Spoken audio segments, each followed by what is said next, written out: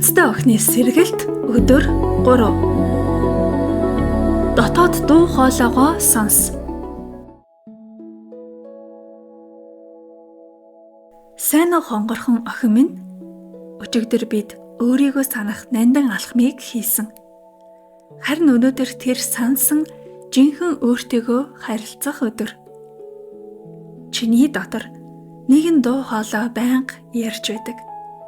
Тэр бол чиний дотоод удирдлага. Гэхдээ тэр дуу маш аажуухан зөөлөн байдаг учраас амьдралын дуу чимээд дарагдаж анзаарагддаггүй. Өөрийгөө үнэхээр ойлгож өөрийнхөөрөө амьдрахыг хүсвэл чи энэ дуу хоолойгоо сонсож сурах хэрэгтэй. Сэтгэлийн шивнэ. Дотор минь нэгэн дуу байнга ярьсаар байдаг. Заримдаа би сонсдоггүй. Гэхдээ тэр дуу намайг хизээж орхидоггүй. Өнөөдрийн ухаалаг дасгал. 3 түвшний дотоод сонсгол. Тайван орчин бүрдүүлээд доорх алхмуудыг хий. 1-р гадаад чимээнээс тасрах. Чимээгүй орчинд ор. Утас чимээ гаргах бүх зүйлийг унтраа. Сэтгэлд орж ирэх бүх дараа юу хийх вэ гэдэг бодлыг түр сулал. Нэг л асуулт тавь. Би яг одоо юу мэдэрч байна вэ? Бодол биш мэдрэмж. Хүйтэн байна уу? Ядраад байна уу? Тайван уу? 2-дугаарт сэтгэлийн төвшөнд сонсох. Нүдэн ханаад зүрхэндээ төвлөр. Өөрөөсөө зөөлнөр асуу.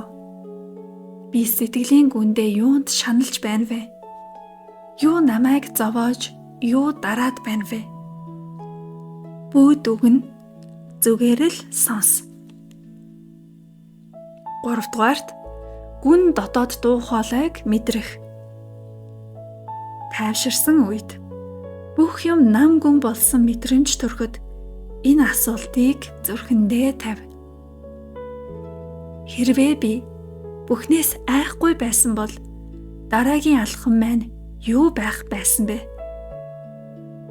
Тэндээс ирэх анхны хариулт тэр л жинхэнэ дотоод дуу хоолой юм.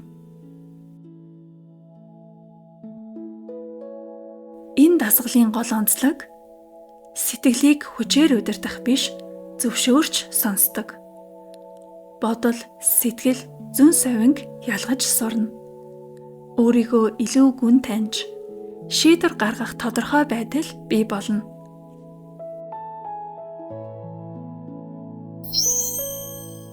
Өнөөдрийн тэмдэглэлийн дасгал. Өөрөөсөө дараах 3 асуултыг асуугаад хариултаа дэвтэртээ чимээгүй бичээрэй. Би хамгийн сүүлд хизээ өөрийн дотоод дуу хоолойг сонсож байсан бэ? Миний амьдралд одоо юуг өөрчлөхийг энэ дуу надад хэлж байна вэ? Айдас байхгүй байсан бол би ямар алхам хийх байсан бэ? Чи дотоод дуу хоолойгоо сонсож эхэлмэгц. Гадаад ертөнцийн бүх тодорхойгүй байдал, дотроос чин гэрэлтэх тодорхой шийдэл болон хувирна. Хайр, итгэл, ухаалалтай хамт чиний дотоод аяллыг хөтөж марлаа.